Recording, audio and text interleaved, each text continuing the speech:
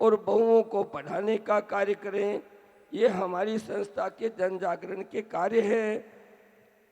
माताओं बहनों, अभी एक इसी तरह ये कथा में गए थे और महाराज जी ने ये कहा कि संस्कार निर्माण माताओं के बिना संभव नहीं है। माताएं अगर चाहेगी तो बच्चों का संस्कार निर्माण होगा।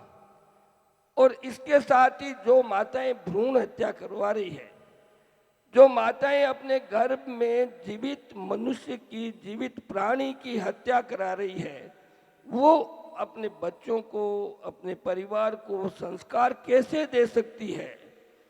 तो ये सारा जो सांस्कृतिक ढांचा डगमगा रहा है, ये सारे जो हमारे संस्कारों में गिरावट आ रही है, उसके सब के पीछे जो महाराज जी की सोच थी, भ्रूण हत्या ही एकमात्र कारण है।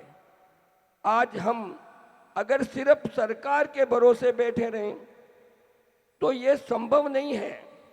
अपने भविष्य के लिए, अपने बच्चों के भविष्य के लिए, अपने सनातन संस्कृति की रक्षा के लिए, अपने हिंदू धर्म की रक्षा के लिए हम सबको सोचना होगा, सबको कुछ न कुछ कार्य करना होगा। यही मैं विनम्र प्रार्थना करने आया हूँ।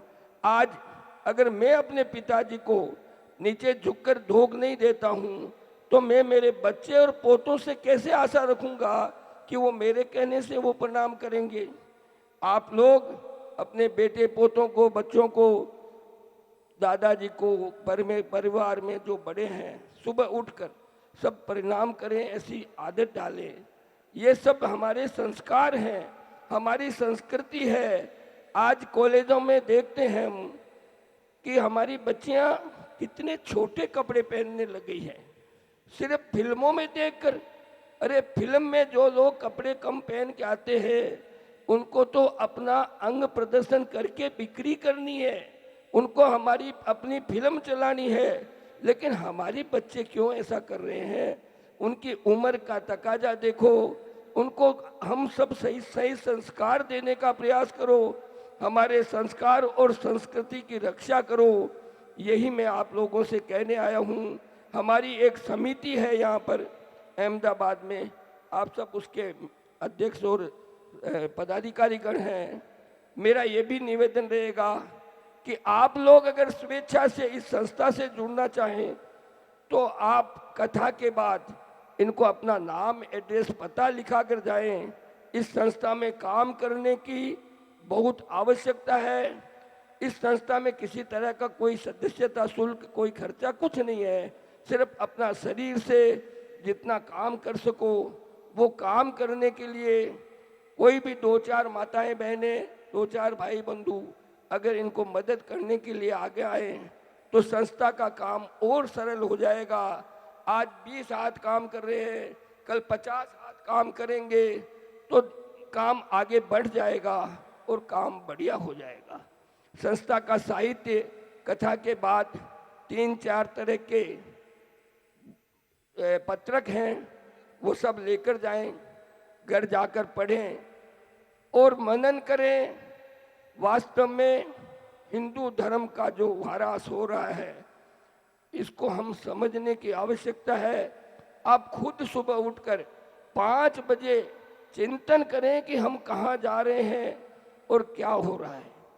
पिछले समय में कोरोना काल था और कोरोना काल में हम लोगों ने, हमारी समिति के 8-10 लोगों ने पूरे राजस्थान का दौरा किया एक रथ यात्रा लेकर। जब हम अलवर और अलवर से भरतपुर जा रहे थे तो वहाँ के लोगों ने बताया कि एक बार इस क्षेत्र में 17 गांव हैं जिसको मेवात क्षेत्र बोला जाता है। वहाँ ले गए रात के समय, हमको दिखाया कि वहाँ क्या हो रहा है। वहाँ जनसंख्या जो है विधर्मियों की बढ़ गई है और वहाँ हमको उन्होंने दिखाया 125 से ज़्यादा मकान अपने सामान सहित वो ताला लगा के वहाँ से लोग चले गए, घर छोड़कर, गांव छोड़कर चले गए। क्यों चले गए? कि माँ के सामने कोई बेटी को उठा के ले जाए, बाप के सामने कोई बहू को उठा के ले जाए, वो कैसे वहाँ रह सकते हैं? ये हमने आंखों से देखा है। हम अभी जब रथ यात्रा पर गए थे, उन 17 गांवों में 125 घर उस समय खाली हो चुके थे। अब तक हो सकता है कि 10-20 घर खाली और हो गए होंगे। और जो घर खाली नहीं कर रहे हैं, ऐसे सक्षम नहीं है कि दूसरी जगह जाकर वो बस जाएंगे, उन लोगों ने उनकी दास्ता स्वीकार कर ली है। ये आगे आने वाले परिणाम आपको मैं बताना चाह रहा हूँ। जैसे कश्मीर के हालात हुए, जैसे केरल के हालात हुए, जैसे राजस्थान में, ये इस क्षेत्र की बात बता रहा हूँ। ये सब आप सोचो, चिंतन करो कि हमारा क्या हश्र होने वाला है। हम संपत्ति तो बढ़ा रहे हैं और संतति नहीं बढ़ा रहे हैं। वो संपत्ति किस काम आएगी? उस संपत्ति का उपयोग कौन करेगा? हम संपत्ति किसके लिए बना रहे हैं? मेरे नाना जी के, मेरी माँ, 10 भाई बहन थे और वो नौकरी करके 10 का पालन किया, 10 की शादी की, 10 को पढ़ाया, और आज वो 10 के 10 परिवार करोड़पति परिवार है। भगवान जिसको जन्म देता है उसका पालन पोषण भी वही करता है। तो आप लोग, ये आज नई भ्रांति कहाँ से आ गई कि इनकी परवरिश कौन करेगा, इनका विवाह कौन करेगा? ऐसी कोई चिंता करने की आवश्यकता नहीं है। आज हम लोग हमारे दादाजी से, नाना जी से ज़्यादा संपन्न होते हुए हम इतनी चिंता में क्यों पड़े हुए हैं?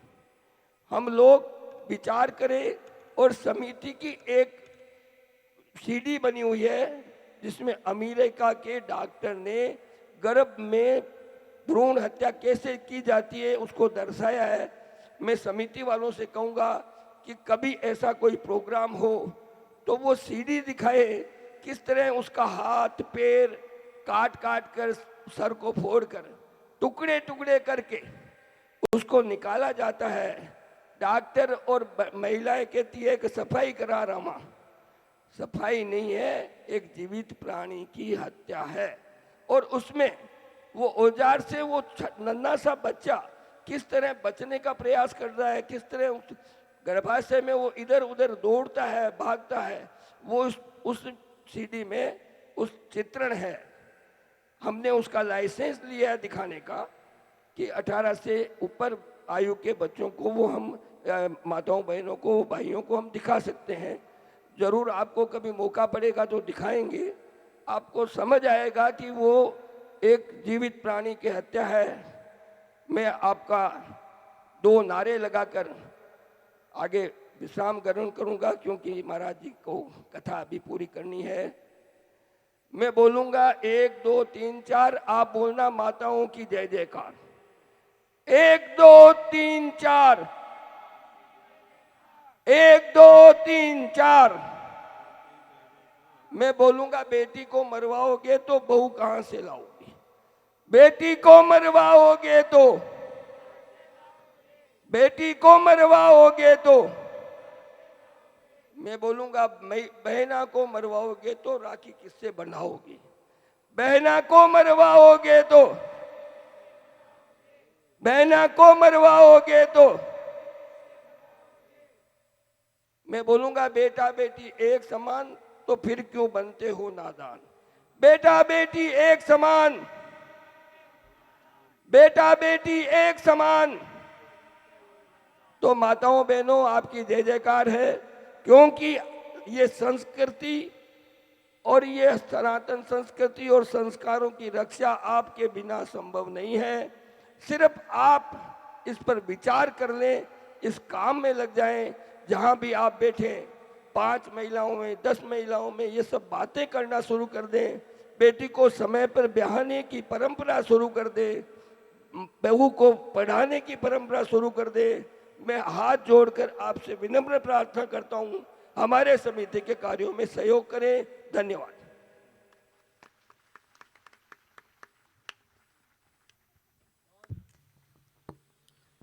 बोलिए बांके बिहारी लाल की। बहुत ही सुंदर भाव से